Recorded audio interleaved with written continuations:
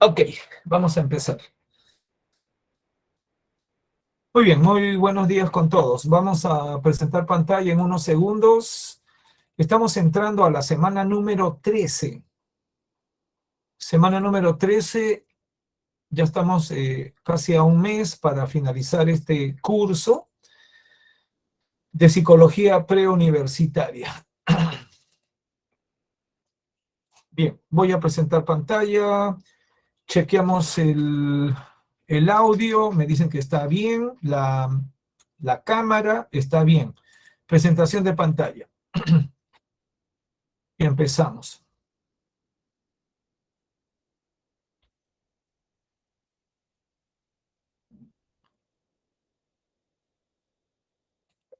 Ok, bien. Empezamos entonces. Semana número 13, controlamos el tiempo. Tenemos tiempo hasta las 11 de la mañana, nos quedan 54 minutos. Bien, como ven en pantalla, lo que vamos a hacer hoy día es afectividad y emociones, ¿ok? ¿Por qué es importante este tema? Veamos la presentación. Por ejemplo, la depresión eh, es uno de los problemas de salud pública más grandes en todo el mundo.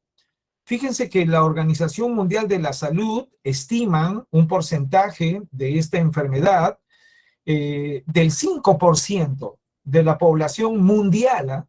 Mundial. ¿Ok? ¿Qué es la depresión? Pues es un trastorno de la afectividad. ¿Ok? Generalmente se debe entender como una tristeza permanente, una tristeza patológica, invalidante.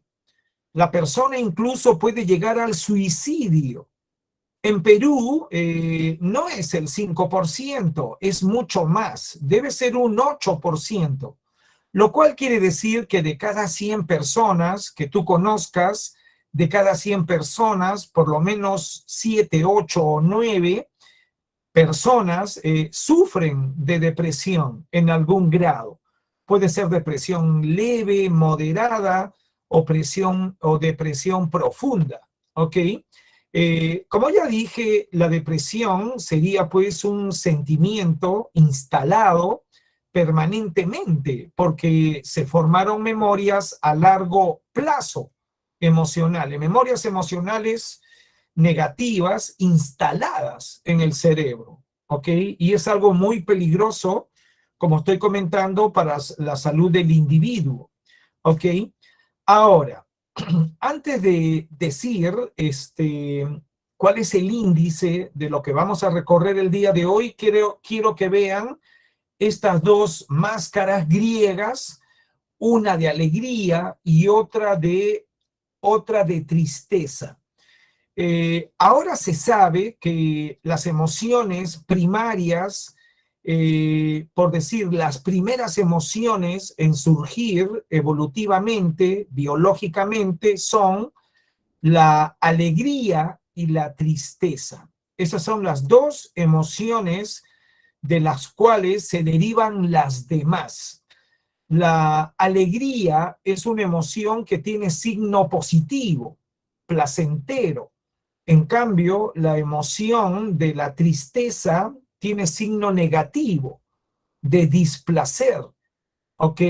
La persona no quiere hacer nada, ¿no? La persona se le va la energía, se le va el arousal.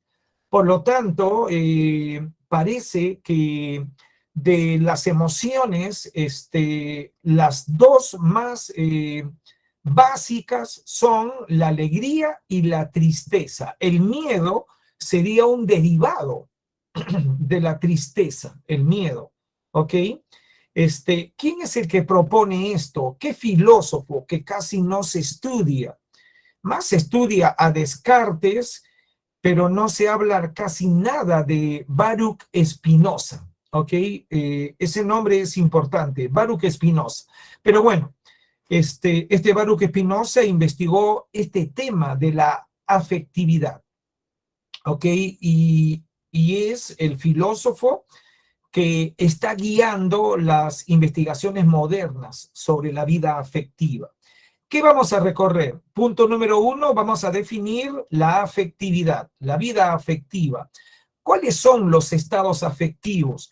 Eso nos va a tomar algunos minutos. Vamos a profundizar en eso. Número 2, funciones y componentes de las emociones. Número 3, neurobiología de las emociones. Número 4, vamos a comprobar en el número 4 que para que se dé una emoción tiene que participar las cogniciones, tiene que participar la percepción, tiene que participar las memorias a largo plazo para identificar el significado, la percepción de un estímulo, ¿no? Que genera un estado afectivo. Por ejemplo, si el estímulo es peligroso, pues hay un proceso cognitivo de percepción con la memoria, ¿ok? Por lo tanto, el punto número 4 es muy importante. Cognición y emociones, que es la visión moderna, actual, ¿ok? Punto número 5, expresión de las emociones. Anoten, por favor, que el punto número 5 se está refiriendo sobre dónde se observan las emociones, dónde se leen las emociones. Mira las caretas, pues en el rostro, en la cara. Si tú quieres conocer el estado afectivo de una persona, mírale la cara, observa el rostro. Allí se expresan, sobre todo allí, las emociones. Aunque también en la voz, aunque también en los gestos del cuerpo, ademanes, la manera de caminar, pero sobre todo la cara, la cara. Punto número 6, vamos a ver una clasificación de emociones. Ahí hay un psicólogo muy famoso, se mereció el premio Nobel, pero bueno, no le dieron. Punto número 7, afectividad y bienestar personal, pues el punto 7 está haciendo referencia a la inteligencia emocional que ya hemos estudiado, pero vamos a profundizar algunas estrategias de cómo tener control emocional. Bien, empezamos con el punto número 1. Vamos a definir lo que es la afectividad. Anota que se habla de afectos, de estímulos que afectan el cuerpo. El cuerpo reacciona. El sistema nervioso autónomo reacciona, ¿ok? Con un estado afectivo por supervivencia. Por ejemplo, el miedo. Si un estímulo es peligroso, el cuerpo reacciona. El cuerpo tiene un afecto, en este caso, miedo a un estímulo peligroso. ¿Ok? Por lo tanto, ¿qué es la afectividad? Conjunto de reacciones corporales del sistema nervioso autónomo, controlado por juegos hormonales, controlado por neurotransmisores. Y vamos a estudiar también la parte biológica, neurobiológica. Pero bueno, en la definición de lo que es la afectividad, tú tienes que entender que se están refiriendo a las reacciones corporales. ¿Ok? Cuando uno está alegre, pues tiene mucha energía, pues quiere saltar, hacer cosas, ¿ok?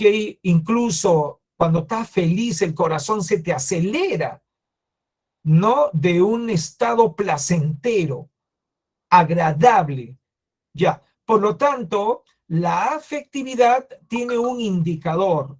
La afectividad puede ser de valencia positiva, agradable, placentera, o valencia negativa, valor negativo de displacer, ¿no? O estímulo desagradable, ¿ok? Por lo tanto, la vida afectiva tiene valor positivo, valor negativo, tiene una valencia, ¿ok? El estado afectivo puede ser agradable, como la alegría, donde uno se pone contento, un estado placentero, con mucha energía. Ya hemos estudiado que el arousal es generado en la formación reticular. En cambio, el estado de valencia negativa, el estado afectivo de valencia negativa, pues es desagradable. Y el efecto es que el arousal disminuye, genera una sensación, un sentimiento desagradable en el cuerpo, ¿no? Una sensación desagradable. Por lo tanto, ahí tienes, ¿ok? La valencia de la reacción del cuerpo, positivo o negativo. Ahora, para poder clasificar los estados afectivos, necesitamos 3 indicadores. Ya sabemos que hay estados afectivos agradables, como estar enamorado, estar alegre, y estados afectivos desagradables, como estar triste, sentir envidia, sentir miedo, son estados desagradables. Pero ¿cómo podemos clasificarlos? Con 3 indicadores. ¿Ok? Anota el primer indicador. El origen del estímulo. Vamos a encontrar que hay estados afectivos causados por estímulos externos, pero también hay otros que son causados por estímulos internos del propio cuerpo, ¿ok? Por lo tanto, el origen del estímulo es un primer indicador. El segundo indicador es el tiempo de duración. ¿Cuánto dura? Vamos a encontrar que hay estados afectivos que duran segundos, como la sorpresa, minutos, como por ejemplo la ira, horas o minutos, pero hay estados afectivos que duran meses y años, como estar enamorado, por ejemplo. Por lo tanto, el segundo indicador sería el tiempo de duración. Ya tenemos el origen del estímulo, ya tenemos el tiempo de duración.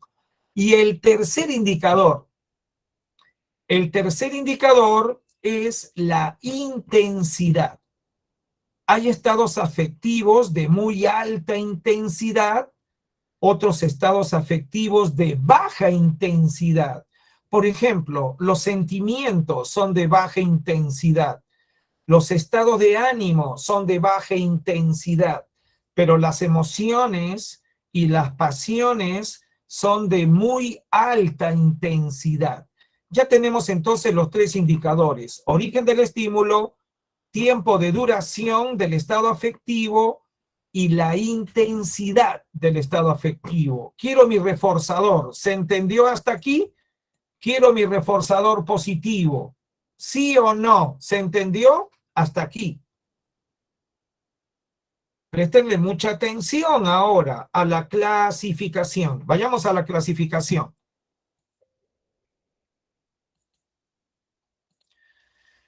Los estados afectivos se pueden categorizar, clasificar en 4.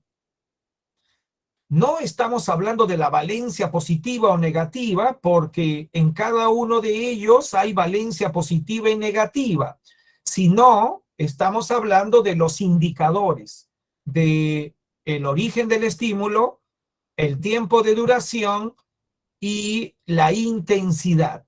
Vayamos a las emociones. Las emociones son de origen externo, de muy alta intensidad, pero muy breves.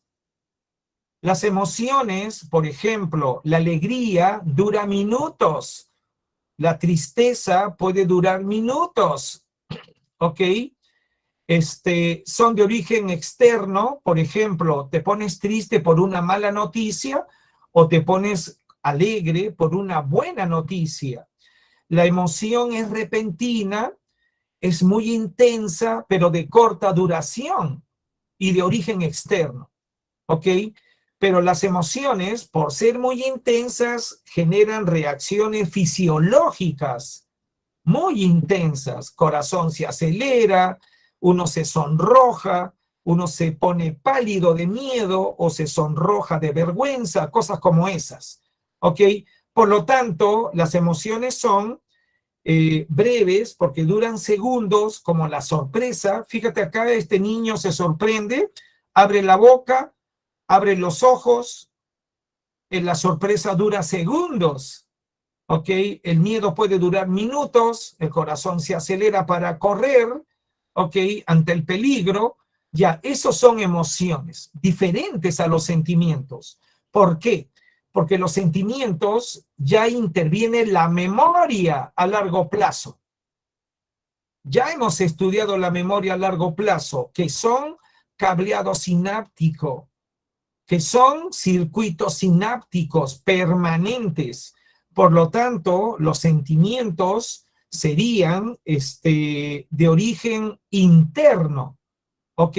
Activados por factores externos, pero básicamente de origen interno, ¿ok? Hay memorias a largo plazo. Los sentimientos son de origen interno y externo, pero más interno. Su tiempo de duración es de días, semanas, meses, años, años de duración. Por ejemplo, estar enamorado. Estar enamorado es un afecto que dura años porque es memoria a largo plazo.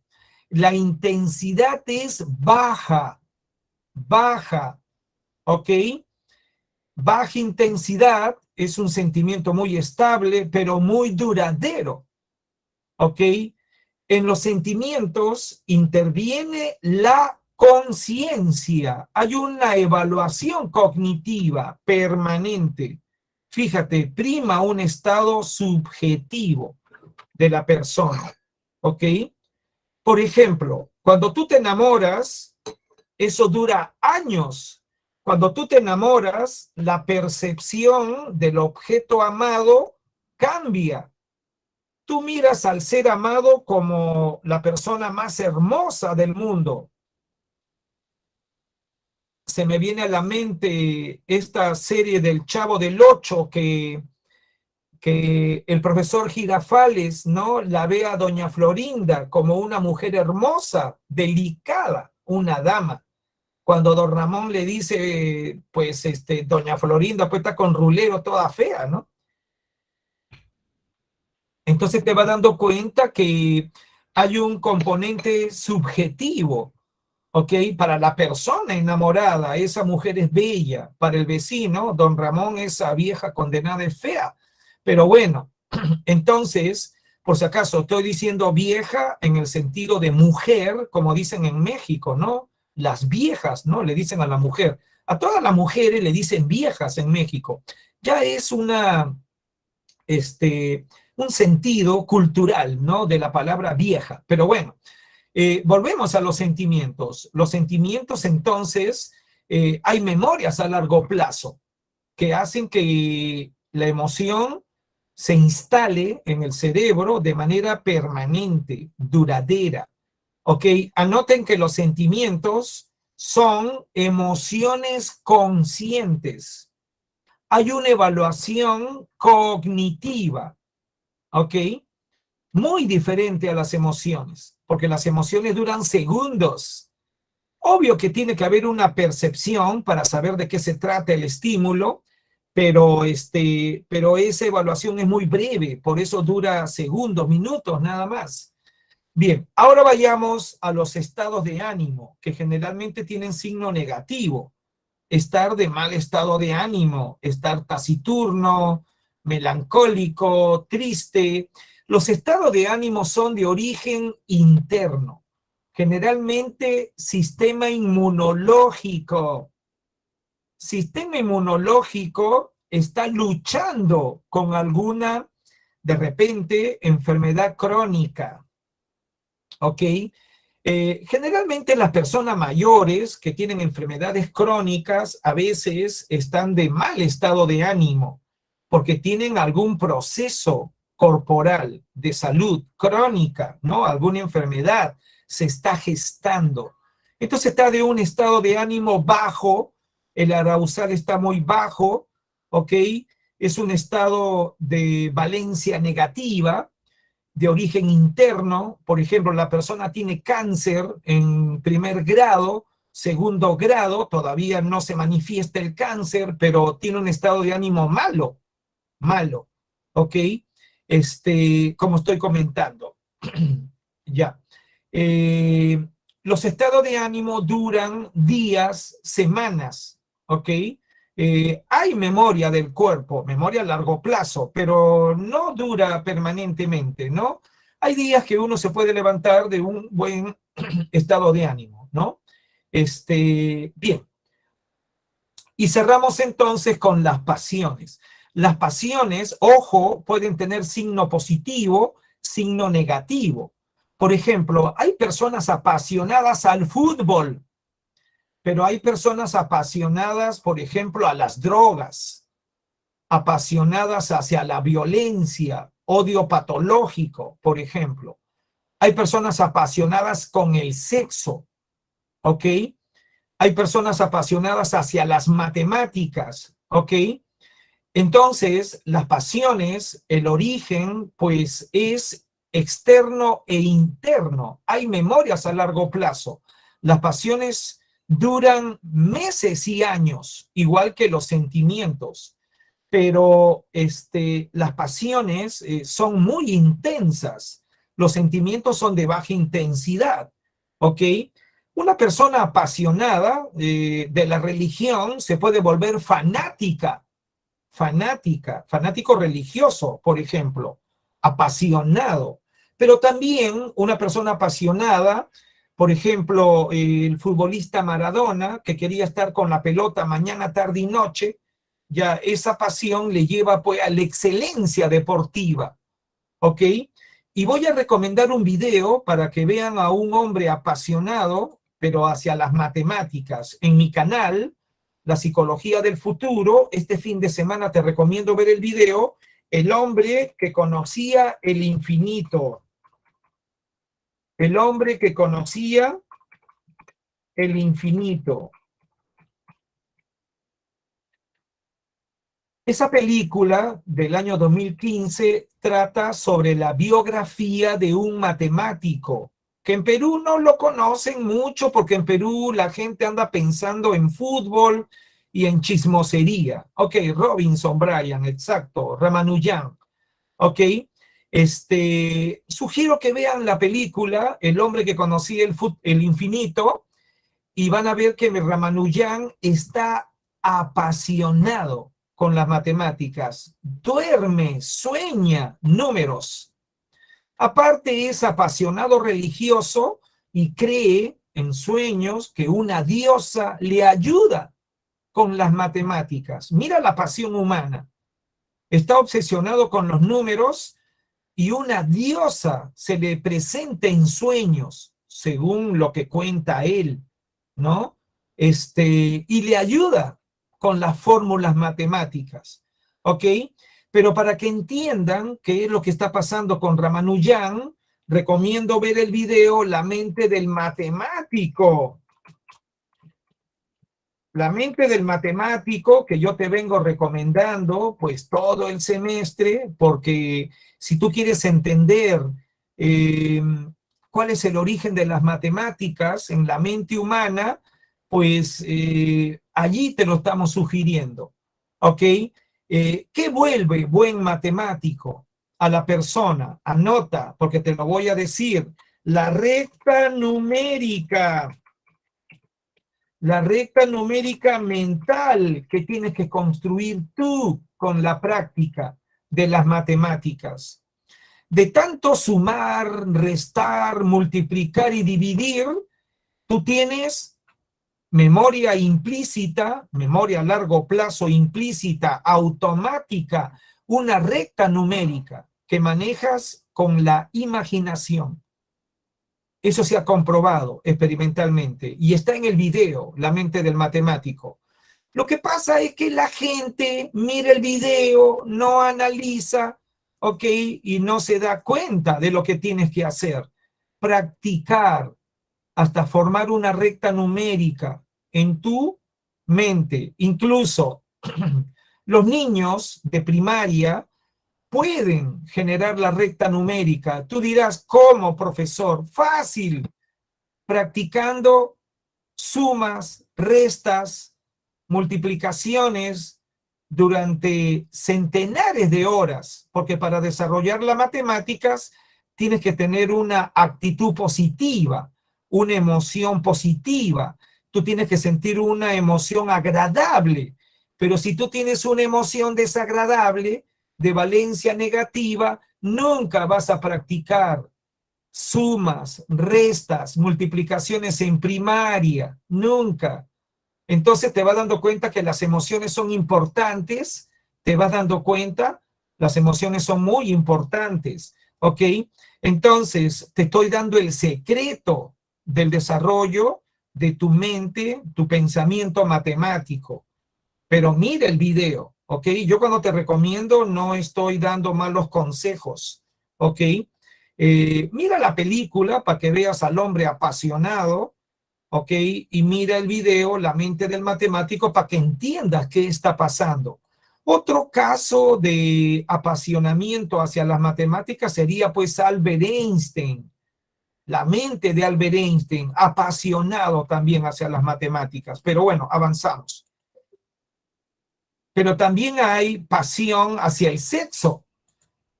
Hace unos días se acaban de enterar que un congresista aquí en Perú ha violado a su secretaria, a su asesora, la ha violado. ¿Qué es la pasión sexual? Descontrol, ¿ok? Es un estado afectivo muy intenso hacia el sexo, de larga duración, la persona está obsesionada y se descontrola. Mira, mira lo que te estoy diciendo, ¿ves? Entonces, la pasión puede tener signo positivo hacia las matemáticas, signo negativo hacia la pornografía, hacia las drogas, ¿ok? Así funciona la cosa. Bien, quiero mi reforzador. ¿Se entendió? ¿Sí o no? ¿O hay preguntas? Vamos. Muy bien, gracias por mi reforzador. Necesito mi reforzador positivo para completar la triple relación de contingencias. ¿Ok? Yo hago mi conducta de enseñar y quiero mi estímulo consecuente. Quiero mi reforzador positivo. Sí, profesor, le entendimos. Si hay alguna pregunta, pues me la hacen, porque también las preguntas ayudan.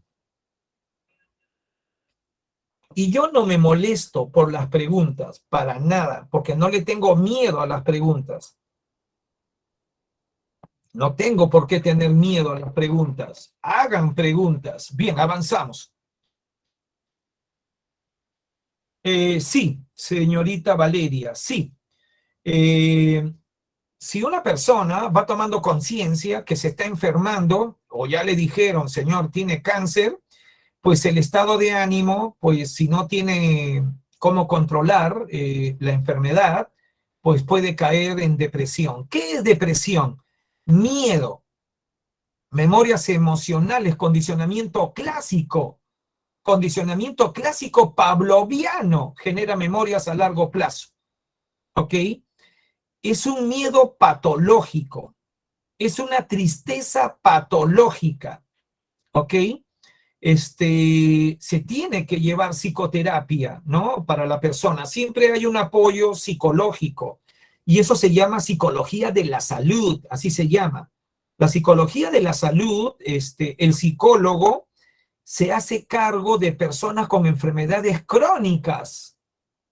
Por ejemplo, el que tiene cáncer se deprime. El que tiene VIH se deprime. Ahí está el psicólogo de la salud con su psicoterapia. Ya, a ver, Gianmarco dice, ¿y por qué un sentimiento sea duradero no lo hace intenso? Te voy a poner un ejemplo de un sentimiento duradero. Por ejemplo, envidia. La envidia es un sentimiento. Dura años. La persona que te está envidiando, pues te lo tiene años. ¿Ok? Pero tú no te das cuenta que la persona te está envidiando. ¿Por qué no,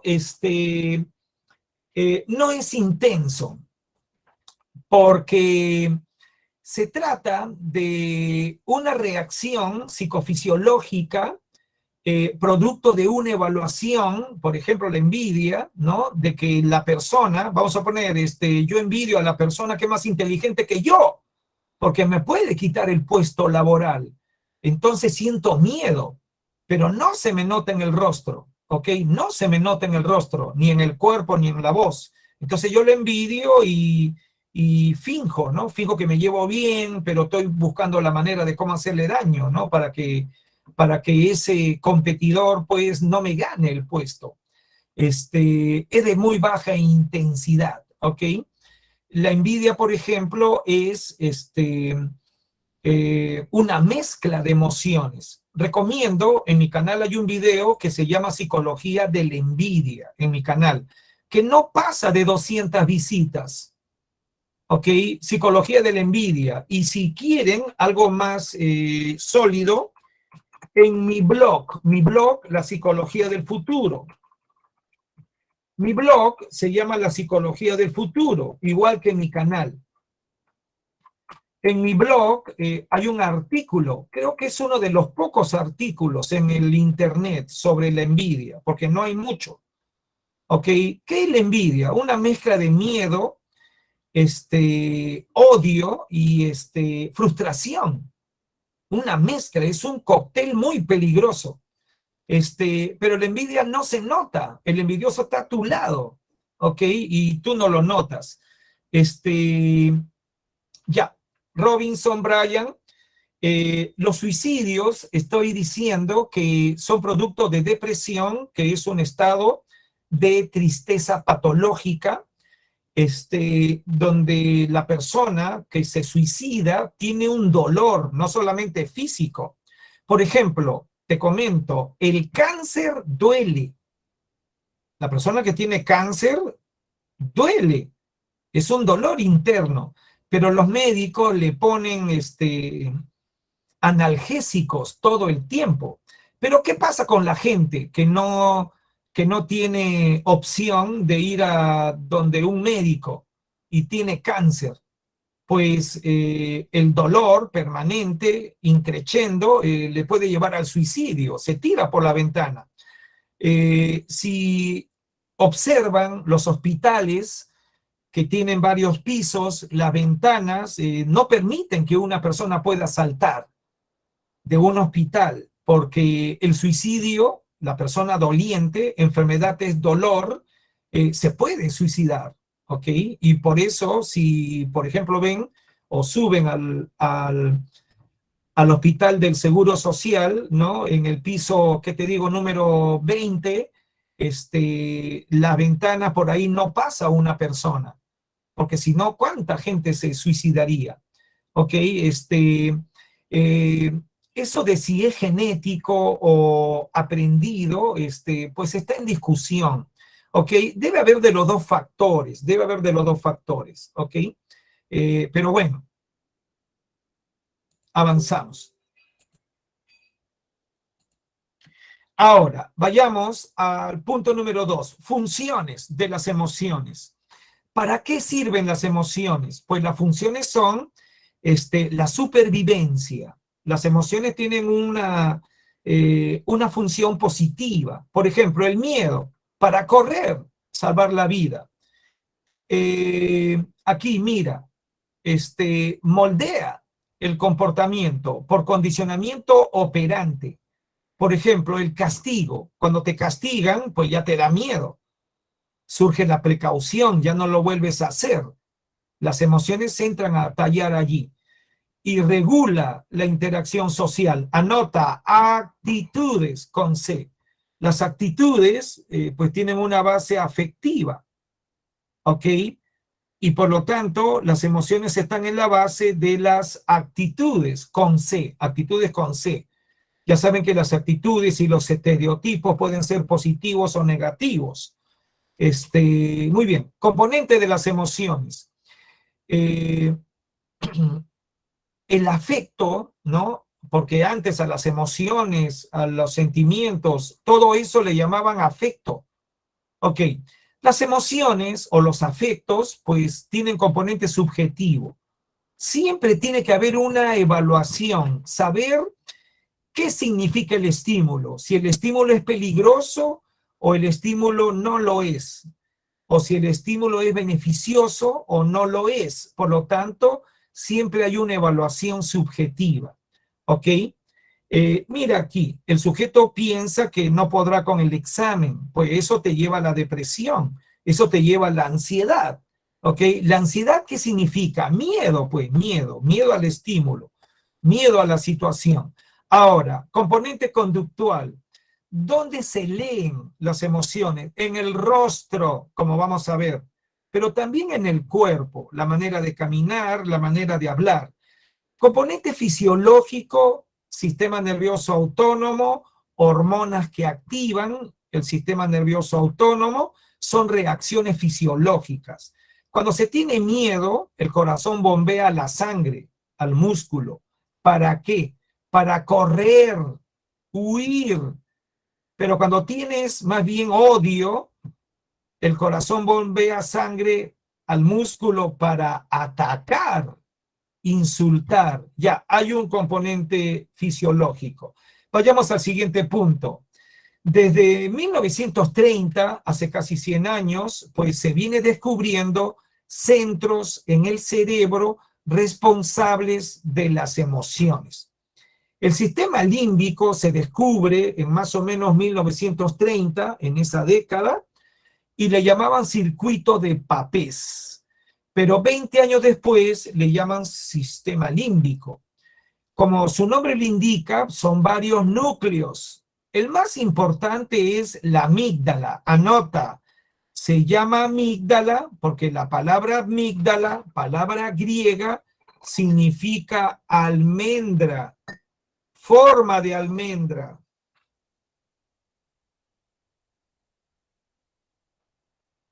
Se puede decir que la amígdala es el activador de las emociones. Allí se vivencia en el cuerpo las emociones, ¿ok? Activa memorias emocionales, la amígdala, ¿ok? Eh, Ahora, pero la amígdala no trabaja sola. La amígdala necesita del hipocampo. El hipocampo son las memorias emocionales. Si quieren ver un video bonito en mi canal sobre el hipocampo, miren el video Mapas Cognitivos. Mapas cognitivos. En ese video vas a encontrar que se llama hipocampo porque tiene forma de caballito de mar. Hay premios Nobel, psicólogos, escucha lo que te estoy diciendo, premios Nobel psicólogos, psicofisiólogos experimentales, psicólogos experimentales del cerebro, que han hecho experimentos con ratas, básicamente ratas, para determinar las memorias del hipocampo, ¿ok? El hipocampo forma memorias a largo plazo de todo tipo, explícitas e implícitas. Dentro de las implícitas, las memorias emocionales por condicionamiento clásico pavloviano. ¿Ok? ¿Por qué le dan el premio Nobel a estos dos psicólogos? Miren el video. Porque descubren el centro de los mapas cognitivos, las memorias del espacio que tiene la persona que maneja taxi, que tiene cualquiera de nosotros para no perderse en una ciudad. Pues desarrollamos el hipocampo, ¿ok? Pero bueno, no puedo ampliar eso, miren el video que estoy invitando a ver, ¿ok? Pero el hipocampo tiene que activar memorias a largo plazo. El hipotálamo, control del sistema nervioso autónomo, activación hormonal. Yo he recomendado 2 videos donde está el hipotálamo, 2. Te recomendé el video La mente transgénero Allí hay experimentos con el hipotálamo, experimentos con ratas del 2015, muy recientes. Ese video está calientito, porque ese video tiene pues 2 años. Y ese video tiene experimentos muy recientes del hipotálamo. Pero también recomendé el video del self homosexual. Allí también, a mitad de video, están los experimentos de los juegos hormonales, ¿ok? Pero el hipotálamo, pues tiene que ver con el centro de la agresividad y el centro de la sexualidad, ¿ok? Si te percatas, sensaciones placenteras, sexuales, sensaciones displacenteras, ¿no? Agresión, ¿no? Odio. Ya, eso está en el hipotálamo. Y por eso que es base de emociones, ahí está la valencia positiva, negativa, ¿ok? De los estados afectivos. Y en los años 80 del siglo pasado, pues estoy hablando de hace 40 años, experimentos con animales determinan que el área prefrontal es el centro de la evaluación cognitiva. ¿Ok? Ya sabemos que el área prefrontal se encuentra en la parte delantera de los lóbulos prefrontales, sobre los globos oculares, ¿no? Sobre nuestros ojos está el área prefrontal. Y siempre para tener una emoción se necesita una evaluación cognitiva. ¿Por qué necesitas una evaluación cognitiva? Porque tienes que percibir el estímulo. Y hemos hecho la clase de percepción, que la percepción es el significado del estímulo. Entonces, para yo tener una emoción, primero tengo que tener una percepción. Y la percepción es una evaluación cognitiva del estímulo. Y después de la evaluación viene la reacción del cuerpo, la emoción. Vamos a poner un ejemplo. Estímulo, un sismo, un terremoto, evaluación cognitiva, me percato del peligro, del estímulo, y viene la reacción emocional de miedo y salir corriendo. Por lo tanto, toda emoción tiene una evaluación. ¿Ok? Voy a contar mi caso personal, porque yo como soy psicólogo y tengo buena memoria, recuerdo el terremoto de 1966. Ese terremoto, pues obviamente ustedes no existían. El terremoto de 1966 fue en Lima y Callao. Se cayeron algunas casas en Lima y Callao. Ok, cuando se dio ese terremoto, yo no sentí miedo. Era un niño y no sabía que era un terremoto. Más bien lo que sentí fue sorpresa, porque mi abuela gritaba desesperadamente y mi mamá lloraba. Mi abuelo también muy asustado. ¿Por qué ellos tenían miedo y yo no? En el caso de mis abuelos, habían vivido el terremoto de 1940. Te comento, para que sepan, el terremoto de 1940 se tumbó medio Lima y medio Callao. ¿Ok? Ese terremoto del 40 se cayeron muchas casas y mis abuelos, ¿ok? Se quedaron sin casa. 26 años después, 1966, ese terremoto a mis abuelos les asustó mucho. Por eso mi abuela gritaba como loca y yo no sabía por qué gritaba. Sentía que se movía el piso, pero yo no sentí miedo. ¿Por qué? Porque no tenía memoria a largo plazo, no sabía qué era eso, no percibía el peligro. Quiero mi reforzador. ¿Se entendió por qué tiene que haber una evaluación cognitiva? ¿Sí o no? ¿Se entendió o no?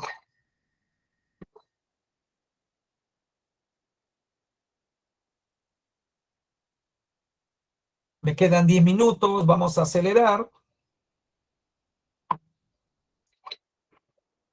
se tiene que evaluar. Ahora, la evaluación es muy breve porque puede durar milisegundos. Mira, el estímulo, la evaluación cognitiva puede durar 200 milisegundos, es decir, la quinta parte de un segundo, medio segundo, y viene la reacción emocional.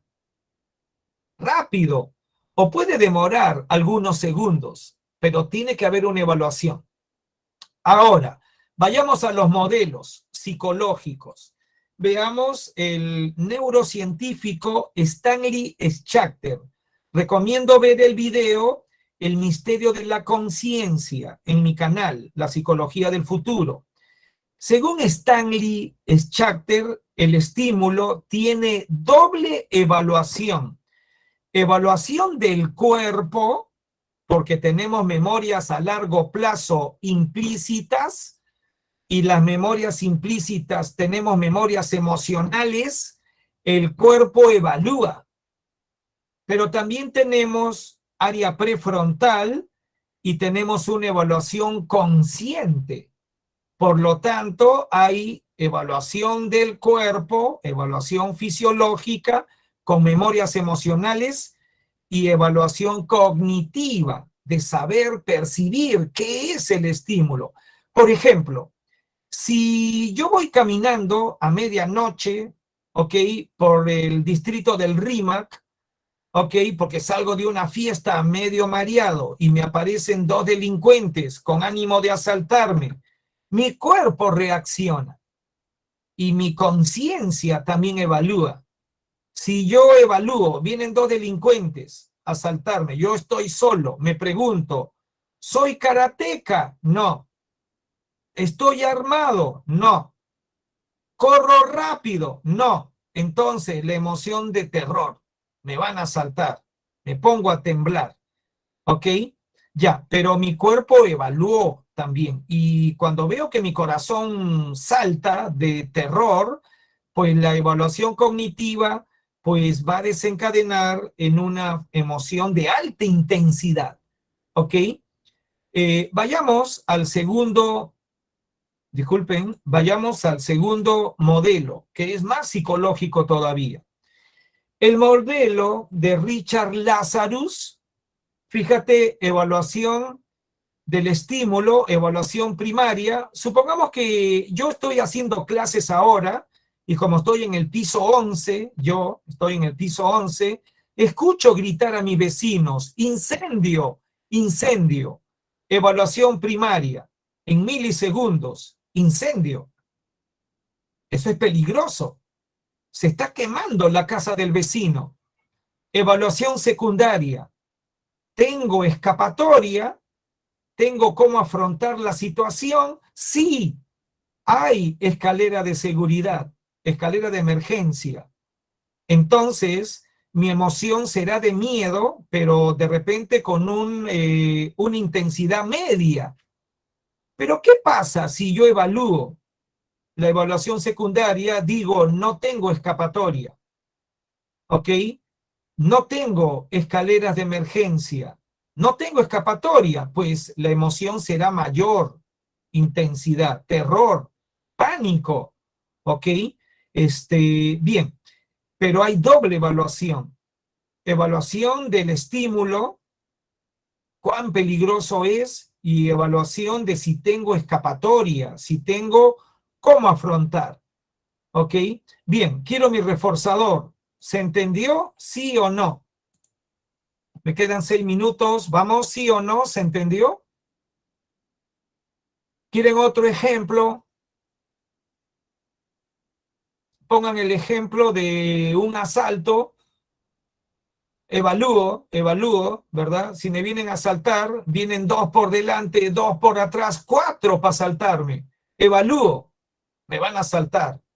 Pero la evaluación, ¿no? La evaluación secundaria, pues yo tendría que decir, ¿estoy armado? No.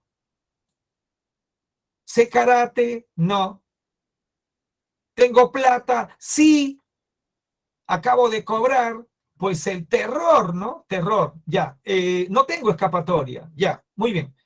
Vamos a cerrar ya este tema, porque también yo estoy cansado, pero preguntamos si hay preguntas. ¿Hay preguntas? ¿Se está entendiendo? ¿Quiero mi reforzador? ¿Sí o no? Se entendió. Ahora vayamos. Ratito. Ay.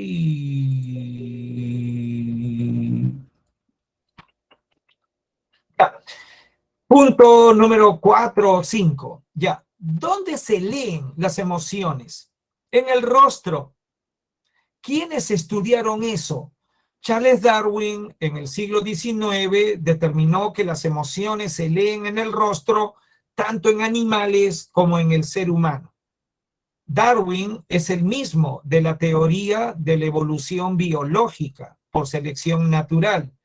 Determinó que las emociones son buenas en sí porque ayudan a la supervivencia. Son universales, son biológicas, tienen una base biológica y, y obviamente sirven para la preservación de la especie. Ahora, vayamos a la década de los años 60 del siglo XX. Fines de los años 60, Paul Ekman clasifica, propone una clasificación consensuada, que todo el mundo acepta. Es decir, la discusión de cómo clasificar las emociones fue zanjada por Paul Ekman. Este cuadro de clasificación de emociones en emociones básicas primarias y emociones sociales secundarias es de Paul Ekman. ¿Qué hizo Paul Ekman? Utilizó un método de presentar fotografías con expresiones faciales de estados emocionales, estados afectivos, ¿ok? A diferentes culturas de los 5 continentes. Viajó él con su equipo a Asia, África, Polinesia, Australia, América, ¿ok? Mostrando fotos y preguntando a la gente, ¿qué emoción es esta? Y encontró lo siguiente, encontró que en los 5 continentes hay 6 emociones que nadie se equivoca, las identifica fácilmente, al margen de la educación, al margen de la cultura. Nadie se equivoca que el rostro de alegría no sea alegría. Nadie se equivoca que un rostro de sorpresa, pues que no lo sea. Entonces, estas 6 son emociones fácilmente identificables, ¿ok? Y si son fácilmente identificables, son emociones básicas. Si viniera pregunta de examen sobre este tema, tú tienes que preguntarte, ¿la emoción que me están describiendo se identifica fácilmente en el rostro? ¿Sí o no? Si la respuesta es sí, emoción básica, primaria. Si la respuesta es no, la emoción es ambigua, entonces es emoción secundaria social, emoción social. Los celos, la vergüenza son muy ambiguos, son de baja intensidad muchos de ellos, no son fáciles de leer en el rostro. Son emociones sociales, culturales. Incluso el orgullo, hay culturas donde no hay. La vergüenza, en culturas primitivas, donde todos están desnudos, pues no hay. Entonces son sociales. Cerramos. Inteligencia emocional. ¿Cómo podemos controlar nuestras emociones? Siendo personas adaptables, procurar no estresarnos, tener una filosofía de vida de afrontar los cambios y no estresarnos. El autocontrol, el autodominio es posible, pero no es fácil. No es fácil. Anota ese dato. El autocontrol emocional no es fácil, requiere de mucho entrenamiento. ¿Qué tipo de entrenamiento? Por ejemplo, en psicología hay ejercicios de respiración, pero también hay, por ejemplo, yoga, que es una filosofía de vida, pero eso toma un entrenamiento de años, el autocontrol emocional. Ser confiable, no mientas, no engañes. Las personas que mienten no son confiables, se meten en problemas emocionales. Profesor, cambio de hora. Ok, ya estoy cerrando. Ok, y cerramos con escrupulosidad. La persona es escrupulosa, es una persona responsable. Ya me estoy pasando. Vayamos a las claves y me retiro. Pido disculpas al profesor que me sucede inmediatamente. Pregunta número 1, letra C. Número 2, D de dedo. Número 3, A. 4, D de dedo. 5, C. 6, B. 7, B. 8, C. 9, A. 10, A. Hemos terminado. Chao, chao. Visítenme el canal La Psicología del Futuro.